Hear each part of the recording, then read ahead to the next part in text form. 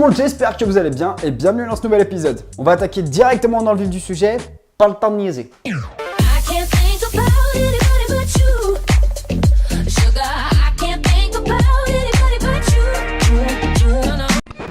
Vous connaissez probablement le Japon et l'attraction que ce pays a en ce moment, notamment avec la nourriture, la population et les trucs un peu bizarres qu'on y trouve. Ça devient une destination de plus en plus enviée parce que le Japon, c'est trop bien, mais c'est aussi un pays qui est réputé pour faire des trucs un peu chelous. Je ne parle pas des trucs que tu pratiques avec ta famille, ça ne me regarde pas, mais quand je dis ça, je pense au hasard au musée des pierres curieuses. C'est un musée qui se base à Tokyo et qui a un principe avec lequel je galère encore un peu. C'est-à-dire qu'il y a plus de 1700 pierres qui sont exposées dans des rayons et qui sont censées représenter des célébrités. Jusque là, tu peux te dire, bon, l'idée est cool, ça part d'un ancien qui a trouvé un caillou qui ressemble à Elvis Presley et depuis il en a fait sa collection. Mais quand tu vois la gueule des cailloux, c'est un autre délire. On va donc faire un jeu. Je vais afficher 3 cailloux et vous allez essayer de deviner ce que c'est.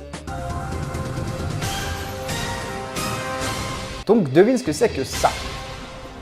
J'ai un peu commencé comme un enculé, celui-ci c'était E.T. Ok, on va faire plus facile, celui-ci. C'était Nemo. Et si vous n'avez pas reconnu, c'est un peu chaud parce que c'est la seule pierre qu'on peut reconnaître du musée. Allez, dernière chance, celui-ci. J'ai fait le bâtard parce que celui-ci ressemble simplement à un caillou, mais c'était Donkey Kong. Ah! Bon, l'Asie restera à jamais un continent vraiment à part. Pour votre culture générale, sachez que la puissance d'accélération d'un cheval est de 14,9 chevaux. Donc voilà, j'ai aucune idée de comment ils ont défini cette unité en fait. Parce qu'en plus, après, tu calcules les chevaux fiscaux qui s'appellent la puissance administrative. Si vous voulez tout savoir, ça se calcule avec cette formule. Après, vous en faites ce que vous voulez. Donc s'il vous plaît, est-ce que quelqu'un pourrait m'aider dans les commentaires? Parce que je vous cache pas que niveau compréhension, c'est pas le top. Dans l'état du Missouri, donc aux États-Unis, pour ceux qui mettent un peu de temps, un homme qui s'appelle Mike Anderson a été condamné à 13 ans de prison pour vol à main armée. Pour moi, ce mec, c'est la représentation parfaite d'un Américain. Déjà, il s'appelle Mike Anderson, c'est juste le nom typique. Et en plus, ce con, il a été condamné pour vol à main armée. Le mec a atteint le statut de cliché parmi les clichés. Mais bref, je divague. Vague, genre lourd. Ouais. Là où c'est des champions, c'est que l'État, en préparant sa remise en liberté, s'est rendu compte que les forces de l'ordre avaient carrément oublié de l'amener en prison. Alors, moi, je veux bien faire des efforts et être compréhensif. Surtout qu'au niveau oubli, je fais partie des gens qui vont en cours de guitare en oubliant leur guitare, ou qui viennent en cours avec une voiture et qui repartent en bus parce qu'ils ont oublié la voiture sur le parking. Là-dessus, tu vois, je peux pas trop me permettre de tailler. Mais par contre, oublier d'amener quelqu'un en prison, enfin, tu peux pas en fait. J'ai pas compris. George Aldrich est un monsieur qui a bossé pour la NASA pendant plus de 40 ans. Ok, j'avoue, bien joué bro. Là où c'était un peu moins épique, c'est qu'il était juste là pour s'assurer qu'il n'y avait pas de mauvaise odeur dans la station spatiale ou dans la navette. Lui, c'est typiquement le genre de mec qui va niquer des meilleurs en entretien parce que sur son putain de CV, il aura une ligne écrite « Responsable de la sécurité chimique à la NASA depuis 1977 ».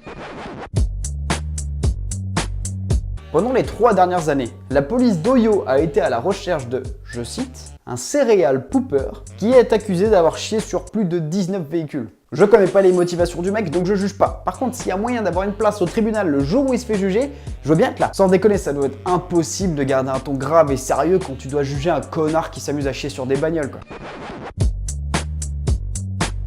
Il y a un expert qui a monté une boîte de conseils sur comment ne pas être kidnappé au Mexique. Bon, ça reste gentil, mais c'est pas forcément malin. Parce que forcément, il y a un beau jour où il a dû faire une conférence sur comment ne pas se faire kidnapper, et en sortant, bien évidemment, il s'est fait kidnapper. Le con. Si je peux me permettre de te donner un conseil pour la prochaine fois, 1. Tu fermes ta gueule, et 2. Trouve-toi un vrai boulot.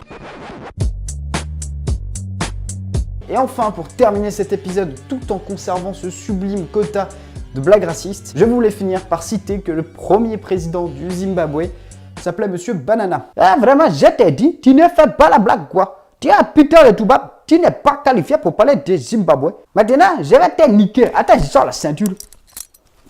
Ok, coupez. I have to congratulate the other incredible nominees this year for their unbelievable performances.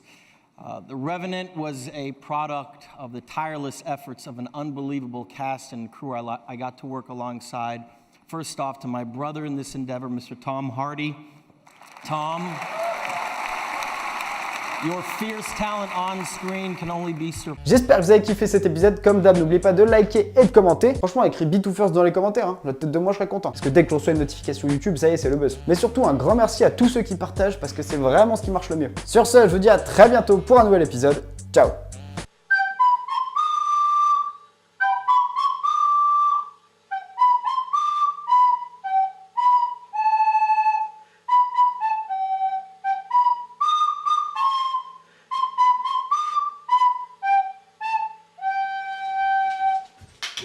fort.